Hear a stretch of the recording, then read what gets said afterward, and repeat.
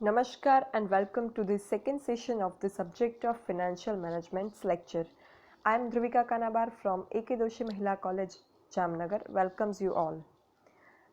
As we discussed in earlier session, there are sources of term loan divided into two parts. First one is special financial organizations or development bank, and second one is commercial banks, out of which the first part consists of these many institutions at Indian and state level, out of which we will discuss one by one in detail, out of which first one Industrial Finance Corporation, ઔદ્યોગિક નાણાં corporation, એના વિશેનું discussion જે છે એ આપણે કરવાના છીએ.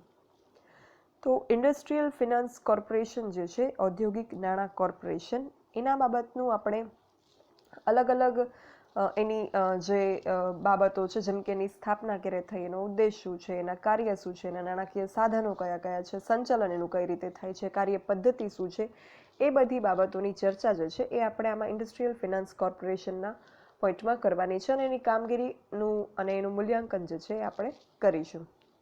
તો ઇન્ડસ્ટ્રીયલ ફિનાન્સ કોર્પોરેશન જે છે IFC, શોર્ટ ફોર્મમાં જેને IFC તરીકે ઓળખવામાં આવે છે, દેશ લેવલની સંસ્થા છે. એની સ્થાપના આઝાદી પછી આઝાદી મેળવવાના લક્ષ્યે ઝડપથી ઔદ્યોગિક પ્રગતિ જે છે એ હાંસલ કરવા ઉદ્યોગોને લાંબા ગાળા માટે નાણાં ધિરાણ કરવાના હેતુથી ઔદ્યોગિક નાણાં કોર્પોરેશનની સ્થાપના કરવામાં આવી.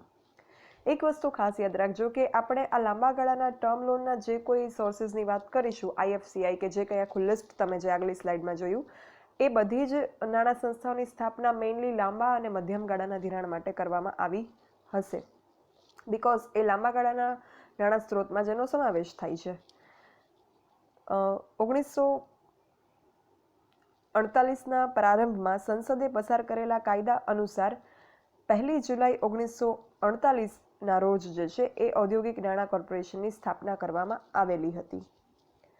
ઉદ્દેશ્ય શું હતો? આ નાણાં સંસ્થા જે છે એની સ્થાપના કરવા પાછળ કયો ઓબ્જેક્ટિવ રહેલો હતો? શા માટે આ નાણાં સંસ્થા જે છે એની સ્થાપના કરવામાં આવી? એની જો આપણે વાત કરીએ તો ઉદ્યોગોને લાંબા અને મધ્યમ ગાળા માટે નાણાં પૂરા પાડવાનો કોર્પોરેશનનો મુખ્ય ઉદ્દેશ હતો. Very obvious, short term financial માટે અલગ સાધનો છે. આ સાધન જે છે એ માત્ર ને માત્ર લાંબા ગાળાના નાણાં માટે છે, એટલે એનો ઉદ્દેશ જે છે એ પણ લાંબા અને મધ્યમ ગાળાના નાણાં ઉદ્યોગોને પૂરા પાડવાનો હશે. કોર્પોરેશન પબ્લિક લિમિટેડ કંપની અને ઉત્પાદન કરતી સહકારી સંસ્થાઓને નાણાં ધીરી શકે, પણ ભાગીદારી પેઢીના એકમો જે હોય કે ખાનગી કંપનીને કોર્પોરેશન નાણાં ધીરી શકે નહીં. માત્ર પબ્લિક લિમિટેડ કંપની હોય અને મેન્યુફેક્ચરિંગ કંપનીઝ હોય એને જ આ IFC સંસ્થા જે છે એ નાણાં ધીરી શકે છે, ફિનાન્સ કરી શકે છે. માલનું ઉત્પાદન હોય, યાંત્રિક સાધનોની ખરીદી હોય, ખનિજ, વહાણ કે હોટલ ઉદ્યોગમાં રોકાયેલ કંપની હોય, ઔદ્યોગિક શક્તિના સાધનોના ઉત્પાદન હોય કે વિતરણમાં રોકાયેલ કંપની હોય, એને સહકારી સંસ્થાને કોર્પોરેશન નાણાં ધીરે છે. એટલે પબ્લિક લિમિટેડ કંપની હોવી જોઈએ, જાહેર કંપની, અને મેન્યુફેક્ચરિંગ યુનિટ હોવું જોઈએ. એ આ નાણાં સંસ્થાનો એક જે છે એ નિયમ છે કે એવી જ સંસ્થાને, એવા જ બિઝનેસને આ નાણાં સંસ્થા નાણાં ધીરે છે. અને કઈ બાબત માટે? તો માલના ઉત્પાદનથી લઈને સાધનોના ખરીદથી લઈ અને અલગ અલગ બાબતો માટે જે છે કોર્પોરેશન નાણાં ધીરે છે. અને દેવું ભરપાઈ કરવા કે કાચો માલ ખરીદવા માટે કોર્પોરેશન નાણાં ધીરતું નથી. કોઈ પણ પ્રકારના દેવા હોય બિઝનેસ માટે, તો એ દેવા ભરપાઈ કરવા માટે પછી જે છે એ આવી નાણાં સંસ્થાઓ નાણાંનું ધીરવાનું કામ નથી કરતી, અને કાચો માલ ખરીદવા માટે પણ આવી નાણાં સંસ્થા નાણાં ધીરતી નથી. મેન્યુફેક્ચરિંગ યુનિટમાં કાચા માલની જરૂર હોય, બટ એ કાચો માલ જે છે એના માટે આ કંપની, આ સંસ્થા જે છે એ લોન આપતી નથી. પણ માલના ઉત્પાદન પ્રોસેસ હોય, પ્રોડક્શન પ્રોસેસ હોય કે યાંત્રિક સાધનોની ખરીદી કરવાની હોય, બિકોઝ અત્યારે કોઈ પણ બાબત વસ્તુનું પ્રોડક્ટ જે છે એનું પ્રોડક્શન થાય છે, તો એમાં ટેકનોલોજીનો ભરપૂર ઉપયોગ થાય છે. તમે ફર્સ્ટ યર BComમાં બોમમાં ભણેલા હશો ઉત્પાદન વિશે, ઉત્પાદન અને સેવા ક્ષેત્ર વિશે, તો એમાં પ્રોડક્શન જે છે એના વિશેનું તમારે ઘણું બધું એમાં ડિસ્કશન ફર્સ્ટ યર બોમમાં આવેલું હતું સબ્જેક્ટમાં. તો ઉત્પાદન પ્રક્રિયા જે છે એમાં ઘણા બધા પ્રકારની મેન્યુફેક્ચરિંગ મેથડ્સનો, સિસ્ટમનો ઉપયોગ થાય છે કે જેમાં ટેકનોલોજીનો ઉપયોગ થતો હોય છે. તો આવી ટેકનોલોજી જે છે એના માટે આ સંસ્થા નાણાં ધીરે છે. હવે આવું શા માટે કે કાચો માલ ખરીદવા નાણાં નથી ધીરતી પણ ટેકનોલોજીના યાંત્રિક સાધનોની ખરીદી માટે ધીરે છે? વેરી ઓબ્વિયસ, આપણા દેશમાં જે છે એ બીજા અમુક વિકસિત દેશોની સરખામણીમાં હજી ટેકનોલોજીનું પ્રમાણ ઓછું જોવા મળે છે વિવિધ ક્ષેત્રોમાં. તો આ જે એક કહી શકાય કે ખામી છે જે આપણા દેશમાં. ટેકનોલોજી બાબતે આપણો દેશ જે બેકવર્ડ છે, આપણી કન્ટ્રી એ પછાત ન રહે અને ટેકનોલોજીકલ નવીનીકરણ આપણા દેશમાં થતા રહે એટલા માટે થઈ અને ટેકનોલોજીકલ સાધનોની ખરીદી માટે આવી સંસ્થા જે છે એ ઉદ્યોગોને નાણાં ધીરે છે કે જેથી ઉદ્યોગો અત્યાધુનિક ટેકનોલોજી, મોડર્ન ટેકનોલોજીનો ઉપયોગ પોતાના પ્રોડક્શન પ્રોસેસમાં, મેન્યુફેક્ચરિંગ પ્રોસેસમાં કરી શકે. અને જેટલો ટેકનોલોજીનો વિકાસ થાય કોઈ દેશમાં, ટેકનોલોજીકલ નવીનીકરણ થાય, એનાથી એ દેશનો વિકાસ જે છે એ વેગવંતો બને, ઝડપી બને. એટલે એ જે હેતુ છે એને સાકાર કરવા માટે આ સંસ્થા જે છે એનો એક આવો નિયમ બનાવેલો છે કે કાચા માલ માટે કે દેવું ભરપાઈ કરવા લોન નહીં આપે, બટ યસ, માલના ઉત્પાદન માટે કે ટેકનોલોજીકલ સાધનોની ખરીદી માટે જે છે એ લોન આપશે. બીજું કે ખનિજ, વહાણ કે હોટલના ઉદ્યોગમાં રોકાયેલ કંપનીને પણ લોન આપશે. તો એ શા માટે? તો જો વહાણનો બિઝનેસ હોય તો એનાથી શું થાય કે ઇમ્પોર્ટ એક્સપોર્ટ થતું હોય, ખનિજનું પણ ઇમ્પોર્ટ એક્સપોર્ટ થાય છે. પછી હોટલ ઉદ્યોગ જે છે એ ટુરિઝમ સેક્ટર સાથે સંકળાયેલું છે અને ટુરિઝમ જે છે એનાથી આપણા દેશમાં શું આવે? ફોરેન એક્સચેન્જ, વિદેશી હુંડિયામણ, which is the precious asset of our country. એટલે એ બધી વસ્તુઓને પ્રાધાન્ય મળે, એ બધી વસ્તુઓને જે છે એ પ્રોત્સાહન મળે, એ માટે થઈને આવા અમુક સિલેક્શન ક્રાઇટેરિયા રાખેલો છે કે આવી બાબત માટે આ નાણાં કોર્પોરેશન જે છે એ નાણાં ધીરશે. તમે ફર્સ્ટ યર બીકોમમાં બોમ્બમાં ભણેલા હશો ટેકનોલોજીકલ નવીનીકરણ વિશે.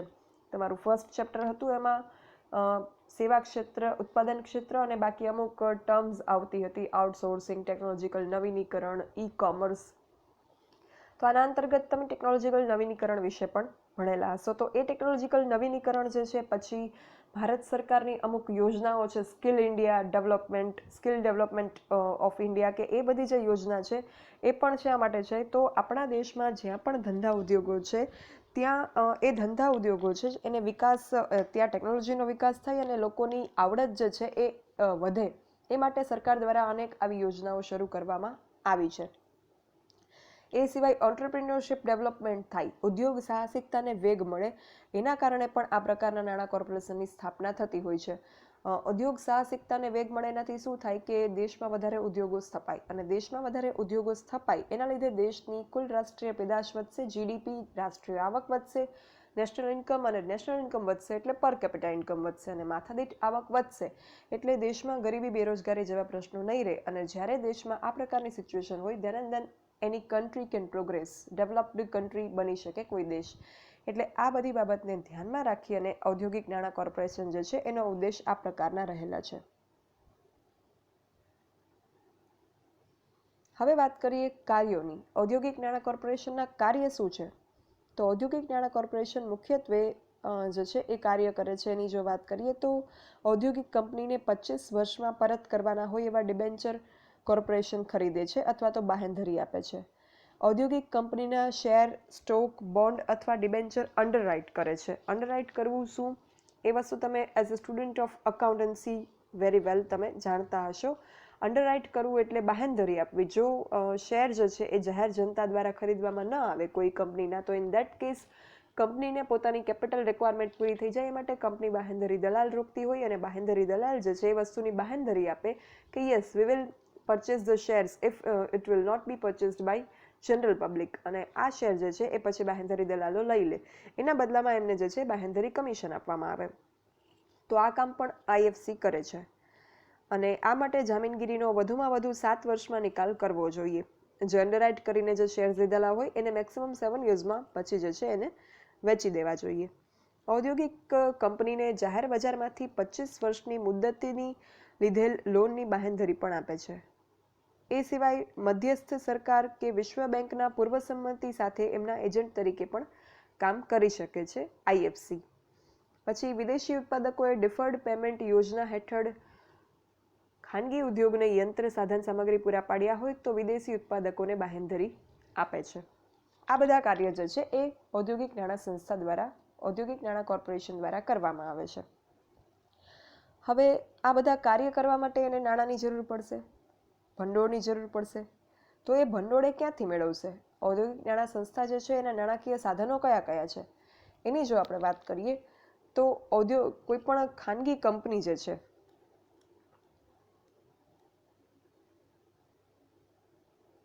Sources of funds of industrial finance કોર્પોરેશનની જો આપણે વાત કરીએ તો કોઈ પણ ખાનગી કંપની કોર્પોરેશનની શેરહોલ્ડર થઈ શકે નહીં. એટલે કોર્પોરેશન જે છે એ નાણાં લેવા માટે કે નાણાં આપવા માટે ક્યાંય પણ ખાનગી કંપની સાથે ડીલિંગ કરતું નથી. કેન્દ્ર સરકાર, રિઝર્વ બેંક, વીમા કોર્પોરેશન, સહકારી બેંકો, રોકાણ ટ્રસ્ટ વગેરે સંસ્થાઓ જે છે એ કોર્પોરેશનના શેરહોલ્ડરો છે. એટલે કે કોર્પોરેશન આવી સંસ્થાઓને પોતાના શેર વેચી અને પોતાનું ભંડોળ જે છે એ એકઠું કરે છે. સોર્સિસ ઓફ ફંડ જે છે એ આ બધા છે નાણાકીય સાધનો.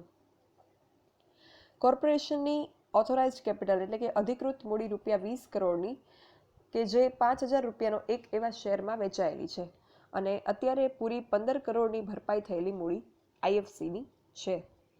વધુ મૂડીની જરૂરિયાત જણાય તો કોર્પોરેશન જે છે એ બોન્ડ્સ અને ડિબેન્ચર બહાર પાડી શકે, જે અંગે કેન્દ્ર સરકાર બાંહેધરી આપે છે.